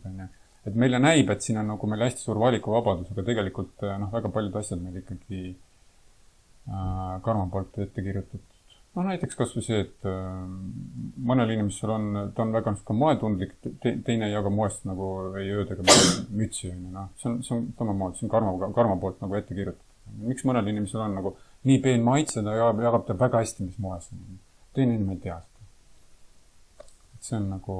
Aga samas see, kes ei tea, ta võib ennast kurssi viia, lugeda moe ajakirju ja panna ennast väga moodsalt riidesse, näiteks on. Et ta, tal on see võimalus olemas. Aga see on ikkagi, seal on see karma faktor on seal sees. Vot. Ja ma lõpuks siis räägin selle ära veel siin, et kuidas lõhkuda veel seda karmaringi ja siis vaatame, kas teksid veel mõned küsimused. Et iseenesest see karma teema on karma kui mehhanism, kuidas see asi nagu peenel kujul töötab ja kuidas need sidemed kõik tekivad, millal see postiljon mulle tuleb seda sõnumit tooma ja nii edasi. See on nii keeruline, et Vedas on isegi öeldud, et seal Krishna jumalana ütleb ise selle välja, et see on nii keeruline umbes, et ärge üritage sellest üldse aru saadagi. Et see on natuke liiga keeruline süsteem inimese mõistuse jaoks, et aru saada, kuidas see karma tegelikult töötab. Et millised lülitused nüüd täpselt toovad nüüd mulle selle järgmise karma koha ja mis ajal nad toovad ja nii edasi. Et see on väga keeruline mehhanism. Aga fakt on see, et see on loodusseadus ja fakt on see, et see töötab. Ja tuletan siis meelde, et meil on vaja 2 asja. Esiteks, meil on vaja võtta vastu siis õige meeleoluga see karma, mis meil on siin praegu kogunenud. Mitte protesteerida, vaid kasutada seda kui õppematerjali, kasutada seda võimalust õppimiseks ja arenemiseks ja selle läbi töötamiseks, selleks, et me saaksime edasi minna. Ja teiseks, meil on vaja tegutseda niimoodi, et hakata siis, et me karmat endale juurde ei tee. Ja kolmanda momenti võib veel tuua sisse on see, et me saame hakata oma soove üle kirjutama siis, et oma praegused materiaalsed soove saab inimene hakata asendama siis kõrgemate soovidega, kõrgemate väärtustega ja vaimsete soovidega. Kõige nagu puht, et ei saa ära võtta ja asendada, mis saanud soovid jäävad ja puht. No seal on nagu tekib selline moment, et see on nagu, võt kui need, see chitta, meil on siin neid samskarasid täis, siis praegu on nagu selline olukord, et need, mis meile nagu välja tuuakse, on meie materiaalsed kogemused, meie materiaalsed soovid, meie materiaalsed muljed. Aga kui me hakkame neid nagu sinna vahele täitma, kogu aeg vaimset maitset, uusi kõrgemaid maitseid, panema sinna juurde, siis nad kirjutavad nad nagu üle. Et nad jäävad alles, see vana karma jääb alles. Aga lihtsalt see uus karma, see vaimne kõrgem maitse karma, ta on juba niivõrd palju kõrgem, et kui meil tuleb nüüd järgmine olukord, siis meil ei anta seda madalamat asja sealt välja, vaid antakse juba seda kõrgemat asja välja. Ja vastavalt sellele on meie teod juba ka. Siis juba saanud impulsi sellest uuest maitsest, sellest uuest kõrgemast samskarast. Et niimoodi on see mehhanism põhimõtteliselt. Mul tuleb meelde varastuseks selliseks olukord, kus ühes festivali Guru kestis oma õpilast, kes teab mingi algaja või kedagi, kes oli inside info ka teada. Käskis oma kliendil minna varastada sealt sellest kaasutus killi sealt teendaga, mis läksid pakkuda jumalusega. Et see on see, et see nagu seesama samskara on see varastamise soov, aga see kirjutab üle. Ma tegin seda selle jaoks ja kellegi käsul. Mina varastasin üleile avokado näiteks.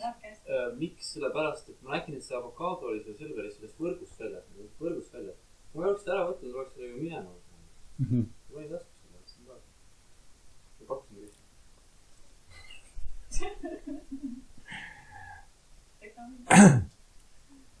Ja küll ma räägin lõpuks, kuidas see ring lõhkuda siis ära. Ehk siis kuidas me seda karmat endale ei tee juurde.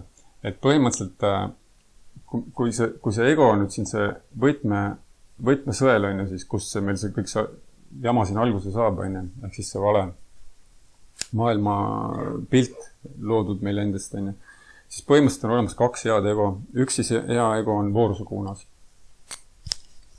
Voorusukuunas see ego, mille me siis loome endast, on põhimõtteliselt selline jälgija ego ja siin on siis Bhagavad Gita toob välja 3 sellist väga head näpunäidet, kuidas siis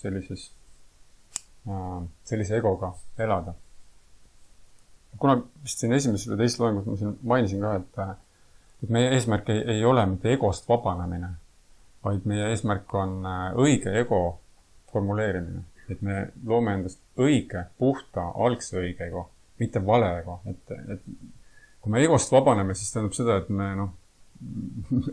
ei olegi isiksus enam, meil ei olegi midagi enam. Siis me kaome kuskile ära. Et elusolend ei saa sisustada ilma egotada, ta ei eksisteerigi. Et elusolend ongi puhas ego algselt. Lihtsalt see ego peab olema õige.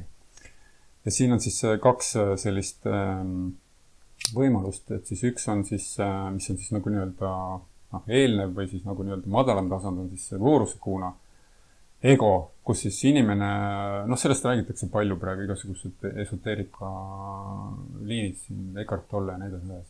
Et siis elusolend ta sisuliselt paneb ennast sellisesse jälgise positsiooni. Ehk see tähendab seda, et ta võtab vastu siis seda reaalsust ja kõike, mis maailmas toimub, ta võtab seda vastu tänutundega. Ja ta ei lase siis ennast sellel kahesusel nagu enam mõjutada. Et kui tuleb halb asi ta elus, siis ta ütleb, et halb, et õpime siis, ju siis oli millekski hea. Ja kui tuleb hea asi, siis ütleb, hea, et pidi see hea ka tulema.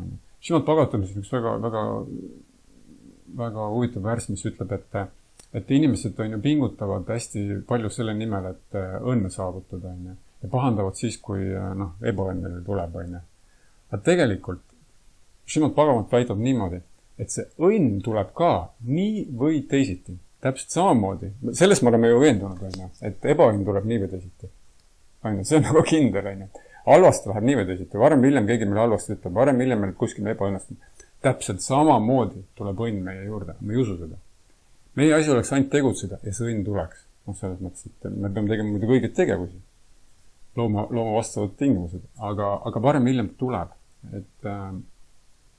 Et sellepärast selline inimene, kes on voorusekuuna egos, ta ei lase enam ennast sellest kõigutada. Ehk ta ei sõltu enam tulemustest. Ta lihtsalt tegutseb ja jälgib seda asja kõrvalt. Ja ta saab aru, et kõik on millekski hea. Kõik, mis siin maailmas juhtub, on millekski hea. Tuli mingi konflikt, probleem, mingi elusündmus, mingi väga raske sündmus. See on millekski hea. See on voorusekuuna ego.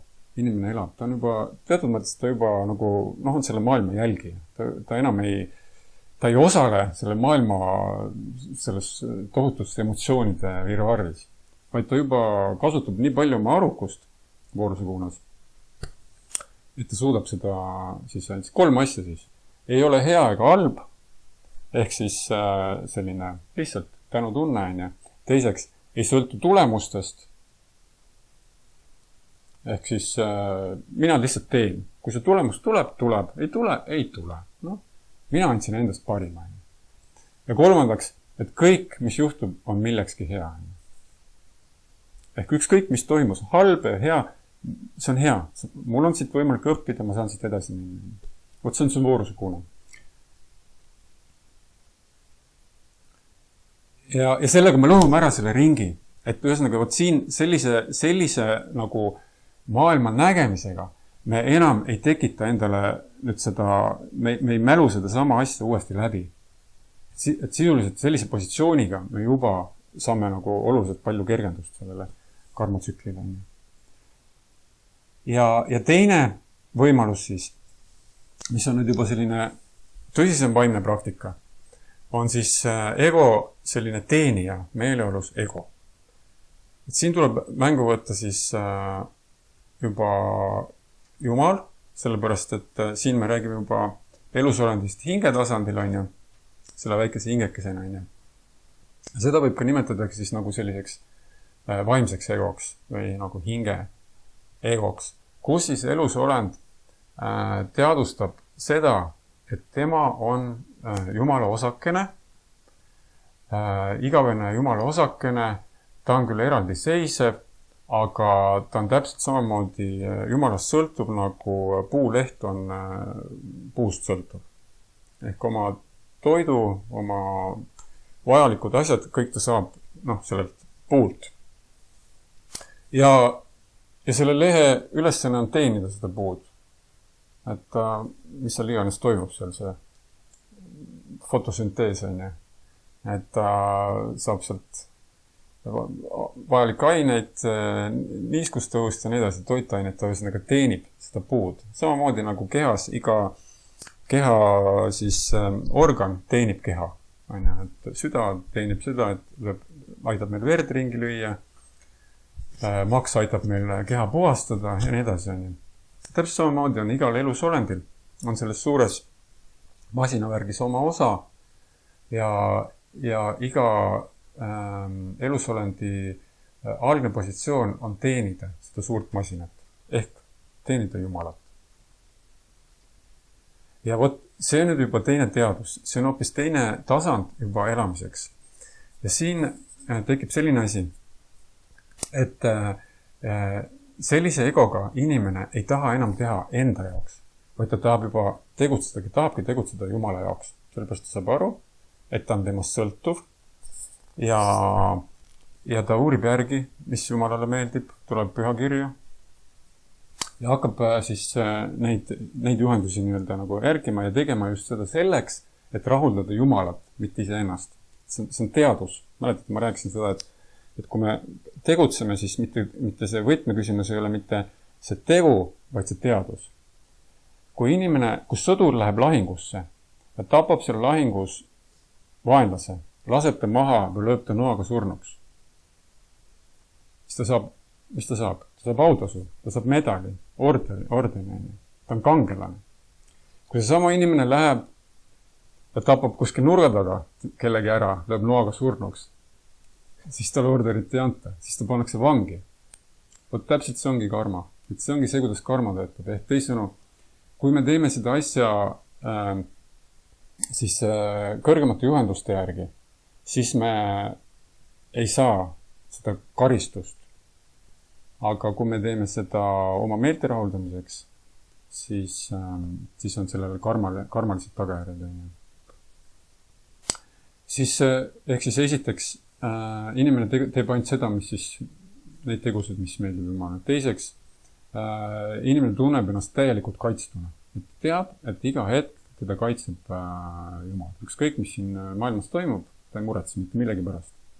Sellepärast, et kõik on Jumala kätes. Ja selline inimene võib vabaneda täielikult hirmust. Sellepärast, et ta annab oma teaduse lihtsalt, ta annab oma kaitse enda käest ära. Ja kolmandaks, selline inimene tunneb enda täielikku sõltuvust jällegi Jumalast. Mis tähendab seda, et minust sõltu midagi, mina saan temalt, mina saan siis toidu, ma saan hapniku, ma saan vee, ma saan kõik elemendid, ma saan kõik vahendid, raha on tema energia, kõik hüved, mis siin maailmas on, kõik on tema energia. Ma sõltun temast. Kui teda ei oleks, siis mul ei oleks neid asju, ma olen sõltuv. Siis on selline moment, et selline inimene tunneb, et ilma siis loojata, ilma Jumalata ta ei ole mitte millekski võimeline. Ehk kõik oma mingisugused algsed omadused, anded, talendid, oskused me tegelikult saame sealt algallikast. Need on kõik tema isikuomadused tegelikult, mis meil siin nagu avalduvad mingisuguses mikro kujul. Ehk siis ilma, ma ise ma ei suudaks midagi teha. Ja lõpuks siis see, et ma kuulan täielikult talle kui osakene. Vot selline teadus, kui inimesel on selline teadus ja ta sellise teadusega tegutseb, siis inimene on enam endale karmat juurde ei tekita. See on täitsa karma. Ja mis on nende kahe ego vahe, siis selle voorusekuuna ego ja siis selle teise ego vahe, ongi just nimelt see, et esimesel juhul, kui inimene tegutseb nüüd selle voorusekuuna egoga, siis ta võtab viljad vastu, ta tegutseb, võtab need tulemused vastu. Näiteks varastab poest avokaado, ja pärast läheb pakub selle Jumalale. Ehk ta oma tegevuse tulemusena said mingi asja, okei, sa me selgitasime selle ära kuidagi, et ta ei ole ebaseaduslik, et noh, tegelikult võib-olla oleks olnud korrektne ikkagi müüjaga rääkida, aga noh, see selleks on. aga igal juhul me pakkusime viljad siis juba Jumalale ja võt selline tegevus enam karmat juurde tekita. See on siis esimesel juhul vooruse kuunas. Aga teisel juhul me ei anna enam mitte vilju, vaid me anname ise ennast. Me anname nagu juba täielikult ennast. Me anname kõik oma omadused, oma hirmud, oma oskused, oma kõik, mis mul on. Ma annan kõik talle. Võt selline teadvus. Ja selline teadvus, sellises teadvuses tegutsemine on juba täiesti puhas. Üksid. Ja põhimõtteliselt kogu praktika, vaimne praktika, siis keerlebki selle ümber, et kultiveerida endal seda teadvust, tegeleda oma vale egoga, asendades selle siis õige egoga, kasutades oma arukust, asendades ka oma arukuse kõige mõistlikum on seda asetada siis pühakirjade arukusega, ehk siis veedade arukusega. Et kui me uurime veedasid ja teeme need asju endale selgeks, siis me lihtsalt võtame ja paneme selle enda arukuse asemele. Ja see elukvaliteet, mis selle arukusega saabub, on hoopis teine. Need elu hüved, naudingud, elu rõõm, rahulolu on juba oluliselt suurem kui see, kui me kasutame oma arukust ja elame oma vale egoga, lastes siis valesid asjusid filtrist läbi. Lühidalt, kogu võti on meie teadvuses. Kui me tegutseme õige teadvusega, siis me ei tekita endal juurde probleeme. Me ei tekita endal juurde karmat. Me võtame selle vana karma vastu, töötame selle alandlikult läbi ja uusi probleeme endal juurde tekita. Et see on nagu lühidalt see, mis ma oskan selle karma kohta praegu siin ütelda, et kui mõned momendid tekkisid, siis proovime neid siin arutada. Sa tahtsid küsida midagi?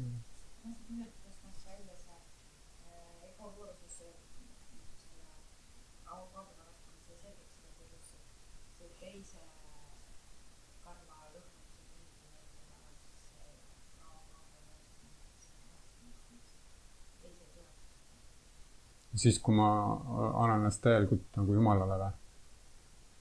No ikkagi... No, kui ma annan ennast Jumalale, siis ma arvestan nende juba selle esimese selle vooruse kuuna ego momentidega. See on nagu täitsa loomulik, see on siin sisse programmeeritud. Selles mõttes, et andes ennast Jumalale ei tähenda seda, et ma hakkan õigustama oma tegusid sellega, et ma tegin seda sellepärast, et Jumala hääl tuli ja ütles, et mine ja tee, mine ja löö see inimene maha, mine varasta see avokaado, pärast politseile räägin. Ma kuulsin Jumala häält, kes ütles mulle, et ma pean minema. Ma tegutsen hoopis teises teadvuses, tegelikult teise sellest isegi aru. Et see ei ole nagu päris see. Et see on ikkagi, see on nagu täiesti puhtal tasandil side, suhe, hinge ja Jumala vaheline suhe. Seal ei ole enam mingit spekulatsioone. Seal hingel ei teki üldse küsimust, kas see asi on õige või vale. Sellel tasandil inimene juba teab, et see on õige käitumine. Et seal ei ole moraali. See on kõrgemal moraalist, see on kõrgemal eetikast, see on kõrgemal kõikidest normidest.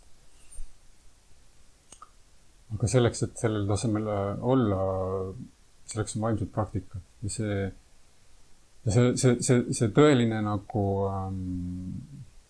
puhtus saabub siis, kui meil on ikkagi tekib väga tugev suhe ja side Jumalaga. Ja selleks tuleb see suhe luua. Täpselt samamoodi nagu meil kui oli mõni uus naaber, me ei teada seda algus midagi. Tasapisi me hakkame tast midagi teada saama, algus saame teada ta nime, siis saame teada, palju tal lapsi on, siis me saame teada, kes ta sõbrad on, mis trennis ta käib, millega ta tegeleb, mis on ta hobid ja nii edasi. Mida rohkem me tast teada saame, seda tugevamaks meie side temaga muutub, seda lähedasemaks me temaga saame. Lõpuks meil võib-olla tekib isegi mingisugune emotsionaalne suhe temaga. Ja täpselt samamoodi on see suhteloomine Jumalaga. Jumal on täpselt samasugune isiksus. selleks, et temaga suhe tekiks, me peame hakkama lihtsalt tema kohta rohkem teada saama. Veedad on hindamatu allikas teada saamiseks, jumalast teada saamiseks. See on kirjeldatud isegi jumala suguelundeid. See on kirjas kõik pisidetailid. Tema kuju, nimi, saatjad, meeleolud. See on lõpmatut informatsiooni tema tegevuste ja tema kohta. Et meie ülesandeks jääb ainult selle kohta uurida ja temaga see suhe luua. See on töö, see ei ole niisama lihtne. Iga suhe nõuab tegevust, tööd. Igasse suhtesse me peame panustama. Iga sõbra ajaks me peame ka panustama, peame talle helistama, talle kirjutama, peame taga hoidma sidet, suhet kogu aeg.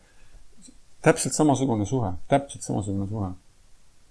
Me peame selle nimel nagu tööd tegema, vaeva nägema. See ei ole nii, et me lihtsalt korra kirjutasime, et kuule, ma olen nüüd su teener, kõik korras. Ei. Ja kui see suhe tekib ja kui see suhe läheb tõeliselt puhtaks, kui ta lõpuks jõuab armastuse tasandile, nii et meil tõesti meil tekib armastuslikud suhted, siis seal ei teki enam selliseid küsimusi, et mida ma peaksin tegema, mida ma ei peaks tegema. Seal tasandil juba see, kes armastab kedagi teist inimest, ta teab vaikimisi, mida see inimene tahab. Ta teab täpselt, mida ta peab tegema. Ta ei pea enam kellegi käest küsima seda. See on juba suhte sisene asi.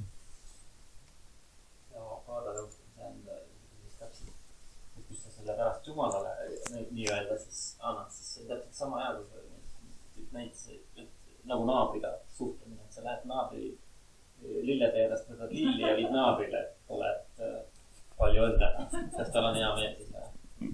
Kõik on ju Jumalast, kui see Jumala tagant varastad talle viia, siis on see, siis pole pointi. Ehk siis see ei olnudki varastamine. Võta kuidas taha. Aga milleks? Miks sa võtad naabri peelalt lilli, et talle head meelt teha? Kas tal on hea meelt? Vaata seal va. Küsimus on ikkagi selles, et see maailm on tehtud koos reeglitega ja Veedad ütlevad väga selgelt, et me peame järgima selle riigi, selle maa seadusi, kus me elame. Ja kui selles maa seadustes on kirjas, et naabri peenart nagu lilli nagu väga ilus ei ole võtta, et sellest võib tekkida mingisugune probleem, on ju. Pealegi naaber võib teha avalduse, on ju, politseile, siis ilmselgelt, et see on nagu tegevus, mida me ei peaks tegema, on ju. Tulles selle avokaado asja juurde tagasi ka, et kui me hakkame seda nüüd pulkadeks võtma, nagu täielikult lahkama, on ju, siis ilmselgelt, tegelikult, on ju, et selle oleks pidanud kooskõlastama ikkagi selle poe siis personaliga, on ju. Eks ole? Ma lähen nüüd selle poepidaja juurde. Kas ma võin võtta mõned avokaadod, mis on võrgust väljas ja pakkuda Krishnale ja annetage meile. Annetage mis te peaksite ära viskama, et annetage meile. Ja see poemehe mõtleb, aga mina? Aga mina, kas mina, äkki saaks mina hoopis enda? Tal tekib kohe see mõte. See on nagu küsimus on lihtsalt selles, et sa küsides sa annad vastutuse ära. Praegu sa võtsid vastutuse endale. Sa võtsid praegu karma endale tegelikult. Teatud mõttes on ju, et kui me nagu sellise teo teeme, on ju, okei, me paksime enda selle Jumalale, on ju, aga siis selle loogikaga me võime võtta, et täpselt see, et me võime ükskõik mida võtta ja pakkuda Jumalale, on ju. Et ükskõik kellelt, ükskõik kus, on ju. Ma ei oleks võtnud seda avokaado, ma ei ole võtnud kunagi avokaado, mis on võrgust välja. Laps mingi jalutab, kuule, et sa jalutad niisamad, kuule, ma võtan selle. Et küsimus on nagu just selles, ja, et alati on olemas õiged... Teadus ei ole piisavalt puhastas järelikult, et küsida annetust.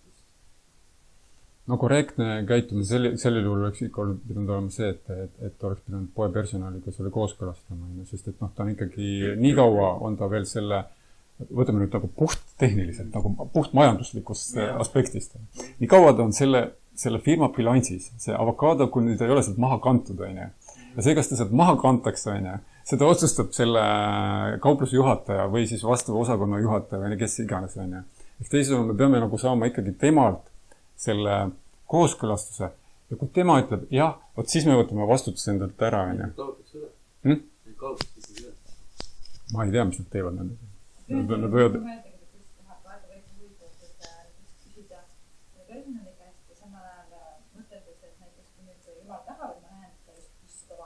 seda avokaadot, millest ma pole maksnud. Ma lähen kuju pakkuma ja kuidas seda tahab, siis praegu läbi selle personalide vastutama, et jah, see oli ja kõik asi võib ka toimuma, kui on vaja seda teha, No ja... millega ma aega täidan, see on väga libe tee kõik selliste mõttespekulatsioonidele selles mõttes, et mõistus teeb meile väga kergesti 1-0 ära. Et on inimesed, kes hakkavad rääkima mingitest häältest, mida nad kuulevad seal ja kuidas Jumal nendega suhtleb ja see on kõik nagu väga libe tee selles mõttes, et kust meie teame, kes meiega räägib. Kas meie loll mõistus on ju? või on see Jumal on ju? Et selles mõttes veedade ikkagi nõuanne on see, et veedades käib kõik läbi õpetaja ja õpilase järgnevusvahele, ehk siis parampara, ehk teisisõnu. Kui meil on küsimus, kas me käitusime õigesti selles olukorras, kas me peaksime tegema neid tegevusi ja nii edasi, siis meil on olemas õpetaja, kelle poole me pöördume. Tadviti pranipatane pariprashnana sevaja, upadekšanti tegni ja nämgi anina statu darshanaha. Esitage neile alandlikult küsimusi, teenige neid ja avaldage neile lugupidamist ja pöörduge nende poole, kes on näinud tõde, kes on näinud, nemad oskavad teile öelda. Aga need on isiksused, kes on juba vabanenud kehalisest kontseptsioonist, kellel on juba Jumalaga suhe loodud ja nii edasi. Nemad ütlevad, mis on õige. Kui meil tekivad alati sellised küsimused, siis veedalik õigesti käitumine on pöörduda selliste isiksuste poole. Ja veedalikus kultuuris neid isiksusi oli palju. Tänapäeval me otsime neid tikutulega taga, meil sisuliselt enam meie ühiskonnas ei ole sellist inimesi.